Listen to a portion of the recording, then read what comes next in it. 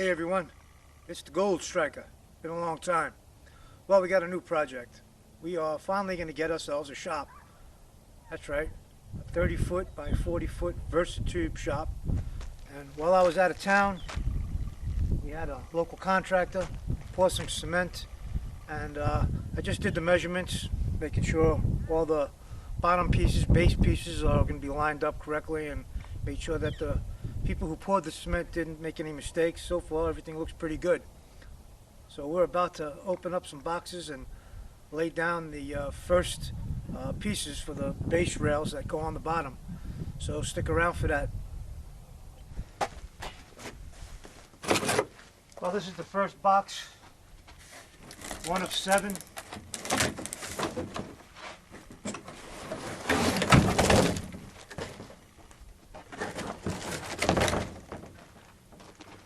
Plus, I've already been into it because I wanted to get the instructions manual out, and I did, and I've been studying it for the last couple of days. But for the most part, we got all the boxes with screws and nuts and whatnot, and then we're going to get out the base rails. This is one of them here, and I know that we have 1, 2, probably 3 of these, and then 9 extensions.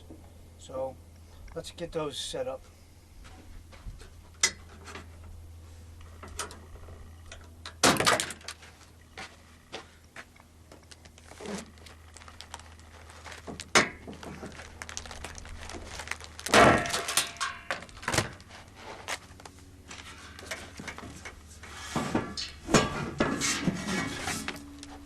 Says these are supposed to go for the ground on the front of the unit, right by where the garage doors are going to go.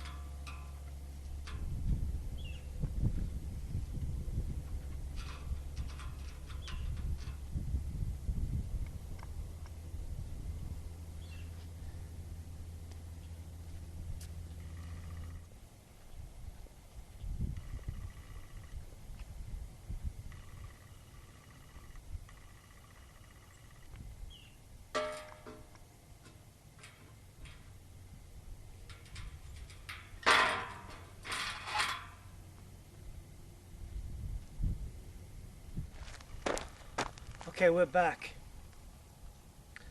I have the base rails and the base rail extensions all lined out for the shop and for the lean-to. You'll see 3 lines. The far one and the middle one, that's going to be where the shop is in between all of that. And then you have the end pieces here, that's going to be the lean-to. So right now I got them all reasonably straight. I'm going to measure one more time, and then where the base rails, the starter base rails and the base rail extensions slide into each other, I'm going to sink 2 self-tapping screws at every joint. That'll hold it nice and straight. And then the next step will be to take these 1/2 inch by 7 inch concrete anchors and set them in the pre-drilled holes that are set up in all the base rails and the base rail extensions. And that'll hold those main pieces into the ground, and from there we build up. So stick around. We'll get ready to put these in. Okay, so these are the base rail extensions. The end of it is narrow and it slips in to the other base rail extension, and it's all base rail extensions. There's 3 of them that lead into the base rail. So there's enough play in these that you have to measure this. These are 5 foot on center in between these little deals that come up here. But there's enough play in these when you slide them in that I have to run the some mason's line from one end of the foundation to the other to make sure that these are nice and straight.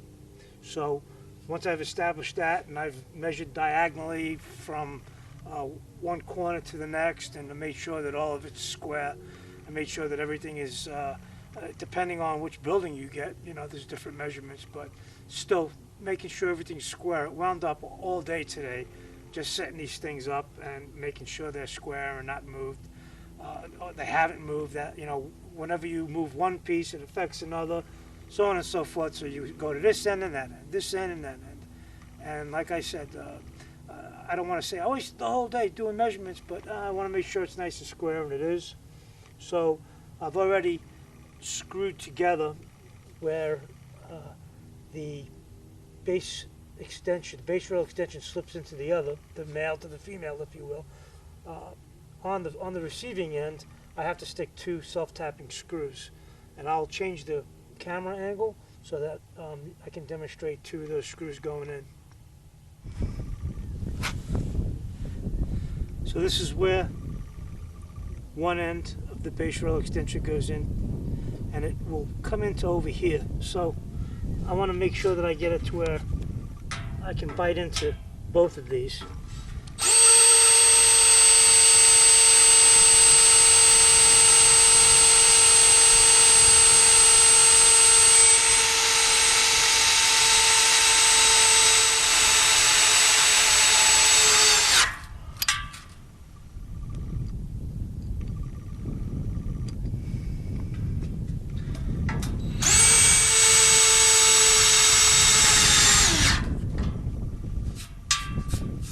So now these are nice and secure, and I'll keep them good and straight for when I start to drill in to get ready for the ankle bolts. Hey everyone, well, time for an update. We've got all the base rails put in place. We did that yesterday, and got everything measured out and squared away. The next deal was to take a hammer drill and sink holes into the cement lined up with the base rails and the base rail extensions.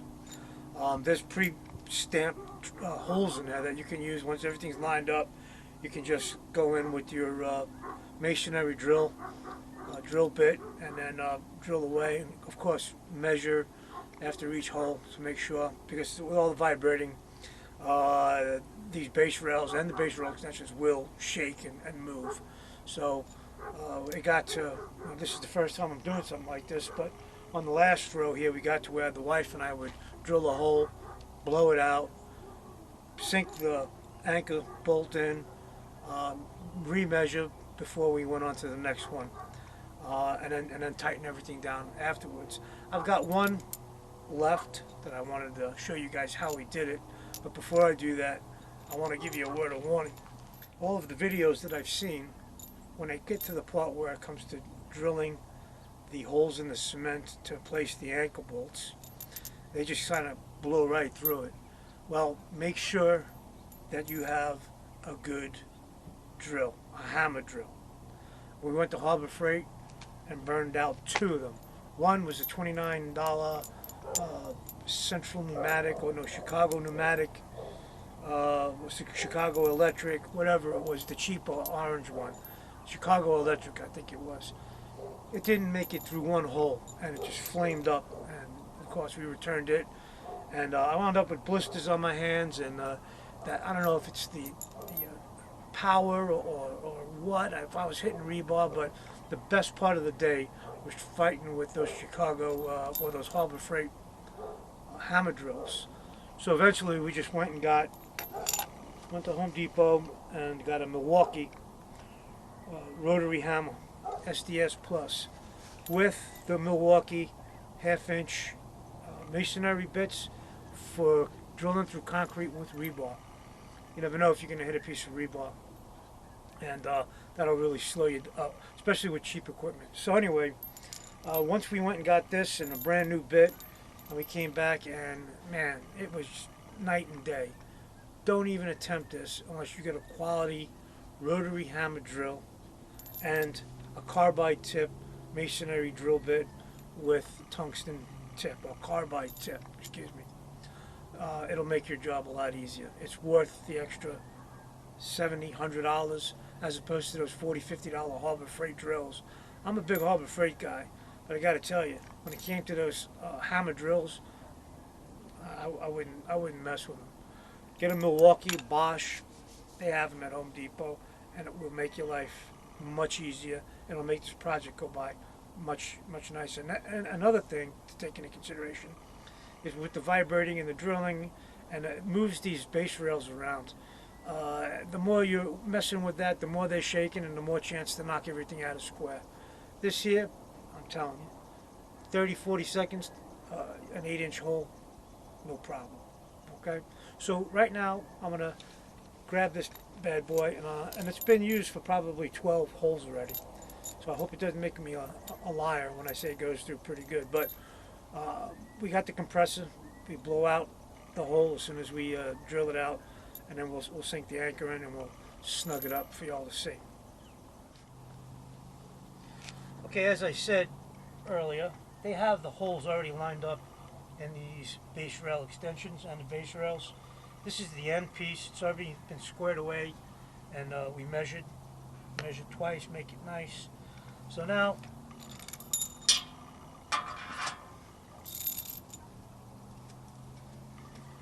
let's get this hole drilled.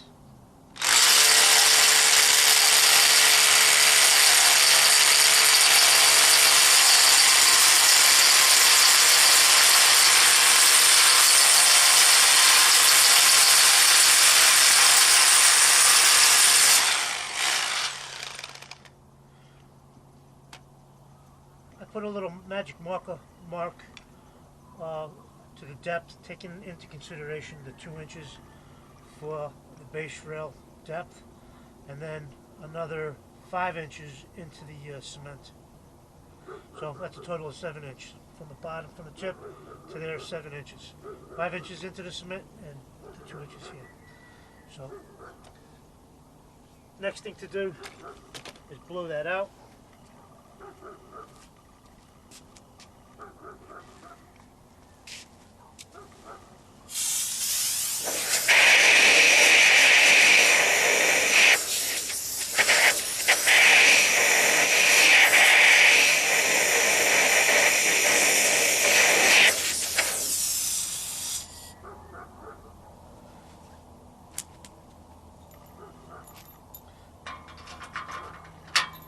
Line that up. Make sure you get your washer on and your nut.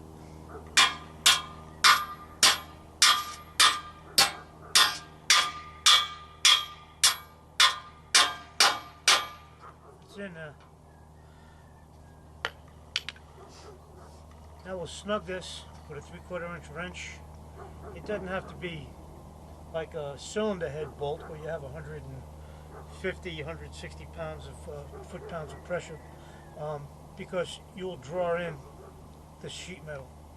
So just snug it real good. Hell, there's 9 of them on the whole length, and they're pretty well anchored in. Let me get a wrench and we'll tighten that up.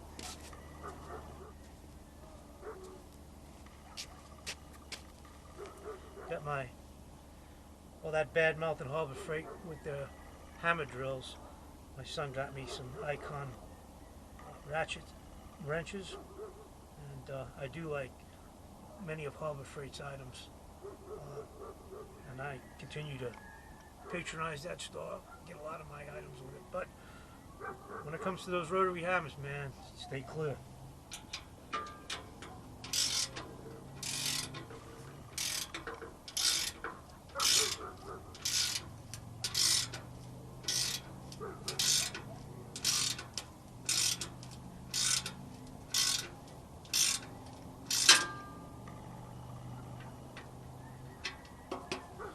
Right.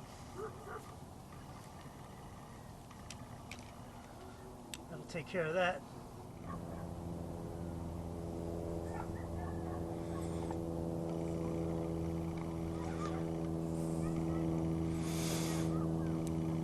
Well, here we are so far. Base rails extension. They're screwed into each other and bolted to the cement. Ready for the next step. Okay, so with our base rails squared away and fastened down and anchored to the cement, ready for the next step, the roof wall frame assembly. There's 9 of these items here, or sections, I guess I should say. There's 9 of them, and we'll spend tomorrow putting them all together. And then who knows, once we start getting these attached to the base rails, then the place will really start looking like it's coming together. So we're looking forward to that. Anyway, it's starting to get dark. Not a lot we can do today. But tomorrow we'll start pulling all these pieces out, lining them all up, and then getting them assembled. And then hopefully with the help of the tractor with the bucket, we might be able to lift these pieces up and get them set onto the base rails. And once all of that starts going together, things start moving up vertical. It'll look like we're making some progress. But that's it for now. Until the next time. Thanks.